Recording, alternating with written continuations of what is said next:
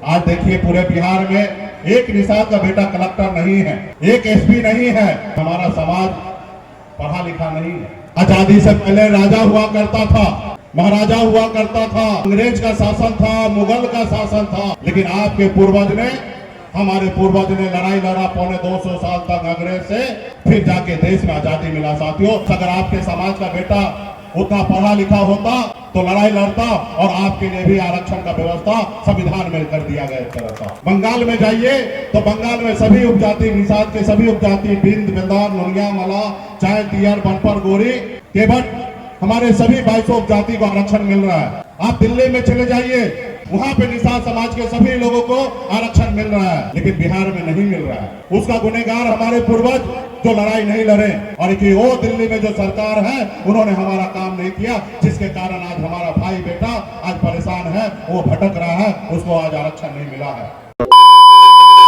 आज देखिए पूरे बिहार में एक निषाद का बेटा कलेक्टर नहीं है, एक एसपी नहीं है। क्यों नहीं है? क्योंकि हमारा समाज पढ़ा लिखा नहीं है। आजादी से पहले राजा हुआ करता था, महाराजा हुआ करता था, अंग्रेज का शासन था, मुगल का शासन था, लेकिन आपके पूर्वज ने, हमारे पूर्वज ने लड़ाई लड़ा 250 साल तक अंग्रेज से, फिर जाके देश में आजादी मिला। साथियों, फिर देश में आजादी मिला, और आजादी के बाद एक दलित का बेटा जिसका नाम है बाबा साहब भीमराव अंबेडकर, उन्होंने हमारे देश में एक संविधान बना के दिए, और संविधान में खास करके हमारे दलित भाई को, पिछड़े भाई को आरक्षण का व्यवस्था किया गया, 15% आरक्षण दिया गया। साथियों, आज उसके दम पर आज हमारे दलित भाई भी कलेक्टर, एसपी है। अगर आपके समाज का बेटा उतना पढ़ा लिखा होता तो लड़ाई लड़ता और आपके लिए भी आरक्षण का व्यवस्था संविधान में कर दिया गया तरह था। संविधान में हमें आरक्षण मिला। बंगाल में जाइए तो बंगाल में सभी उपजाति, निषाद के सभी उपजाति, बिंद, बिंदार, नुनिया, मला, चाय, तियर, बनपर, गोरी, केवट, हमारे सभी 22 उपजाति को आरक्षण मिल रहा है। आप दिल्ली में चले जाइए, वहां पे निषाद समाज के सभी लोगों को आरक्षण मिल रहा है, लेकिन बिहार में नहीं मिल रहा है।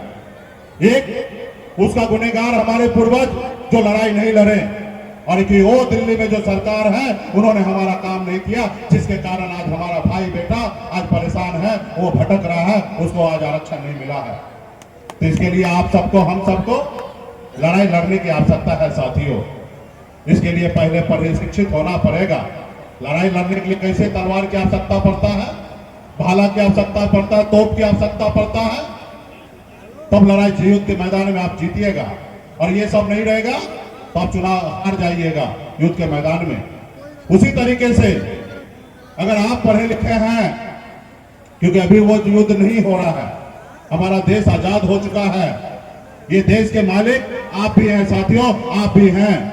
इस देश में जितना सबसे अमीर व्यक्ति जो है, चाहे वो मुकेश अंबानी हो या अडानी हो, जितना उनका अधिकार है उतना ही अधिकार आपके पास भी है। साथियों, उतना ही अधिकार आप में भी है।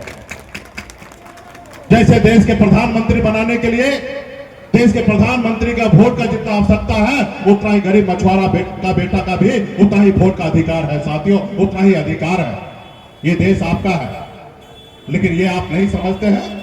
इसलिए नहीं समझते हैं क्योंकि आप पढ़े लिखे नहीं हैं, इसलिए आप नहीं समझते हैं कि आपका अधिकार क्या है और आपका ताकत क्या है।